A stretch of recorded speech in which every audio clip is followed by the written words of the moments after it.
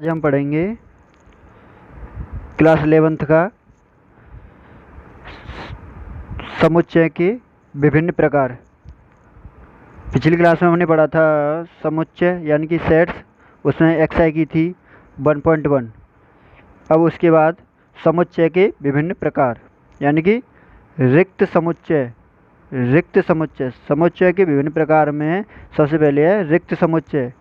रिक्त समुच्चय को क्या कहते हैं? Null set. इंग्लिश में अगर पढ़ें तो उसे नल सेट कहते हैं। अब ये होता क्या है रिक्त समुच्चय?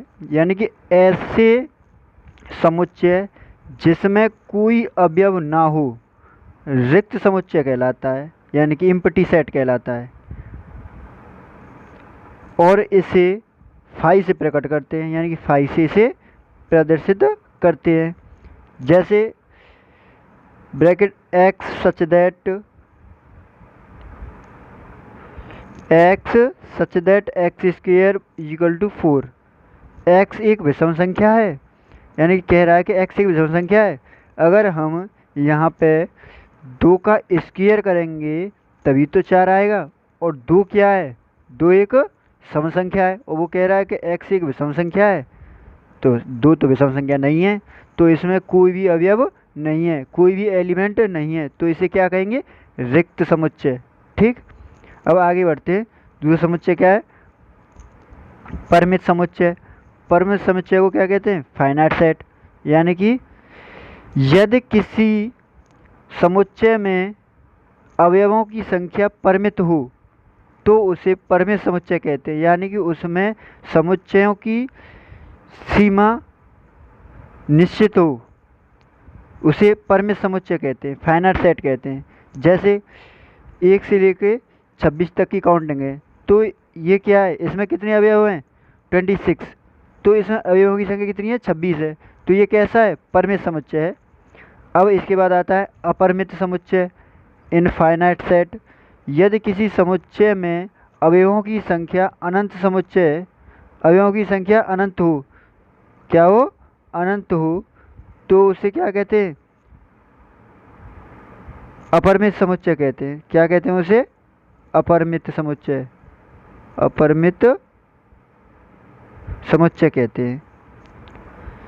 जैसे 1 3 9 27 81 डॉट डॉट डॉट आगे, डॉट डॉट आगे तक, तो ये क्या है? अनंत तक जा रही हैं, संख्या कहाँ तक जा रही है? अनंत तक। तो ये कैसा समुच्चय हुआ?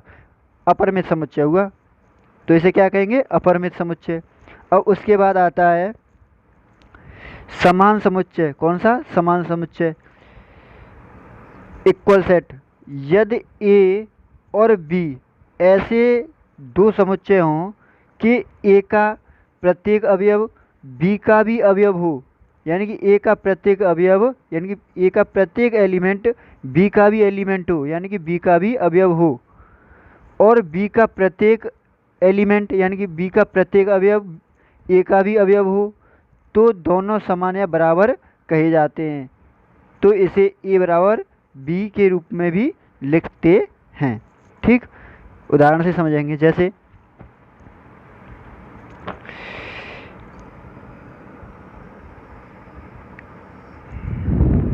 जैसे समझते हैं कि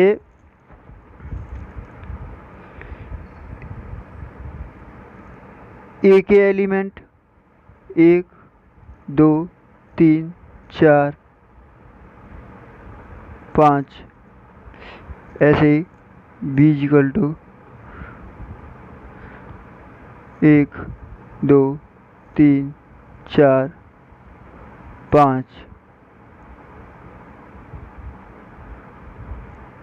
तो ये ए बराबर बी हुआ, यानी कि ए के एलिमेंट बी में है और बी के एलिमेंट ए में है।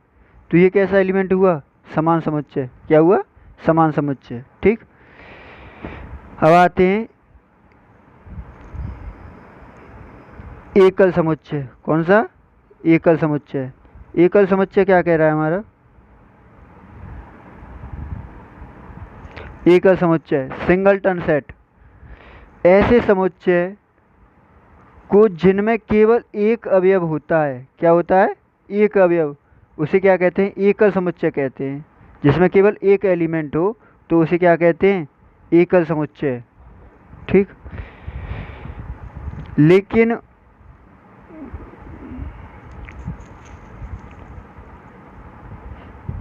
अब आते हैं अगले समुच्चय पे, उप समुच्चय, सबसेट। यानी कि यदि ए और बी ऐसे दो उप समुच्चय हों कि ए के सभी अवयव बी के भी अवयव हों तो ए को बी का उप समुच्चय कहते हैं।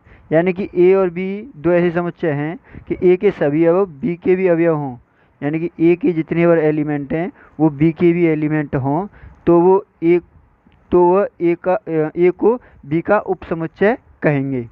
जैसे कि ए के एलिमेंट हैं 1 2 3 4 डॉट डॉट डॉट आगे तक की संख्या अनंत, बी के हैं 1 3 5 7, यानी कि ये विषम संख्या है। कैसी संख्या, विषम संख्या है। तो कह रहा है तो फिर क्या होगा, बी ए का उप समुच्चय होगा क्योंकि ए में बी के सारे एलिमेंट आ जाएंगे। ठीक। अब आता है उचित उप समुच्चय, प्रॉपर सबसेट। यदि समुच्चय ए समुच्चय बी का उप समुच्चय हो और बी नॉट इजिकल टू ए, अर्थात बी में कम से कम एक अवयव ऐसा हो जो ए में न हो। किस में न हो, ए में न हो। और तो ए को उचित समुच्चय कहते हैं। यानी कि बी नॉट इक्वल टू ए, यानी कि बी में कम से कम एक अवयव ऐसा हो, यानी कि बी में एक ऐसा एलिमेंट हो जो ए में न हो। किस में न हो, ए में। तो ए को उचित उपसमुच्चय कहते हैं। जैसे कि बी में 2 है, क्या है 2, क्या ए में है वो एलिमेंट, नहीं है, तो ए को उचित उपसमुच्चय कहेंगे। बी का उचित उपसमुच्चय क्या कहेंगे, समुच्चय ए समुच्चय बी का क्या कहलाएगा, उचित उपसमुच्चय कहलाएगा। बी क्या कहलाएगा, उचित उपसमुच्चय। ठीक। अब इसके बाद हम एक्सरसाइज अगली क्लास में करेंगे। ठीक।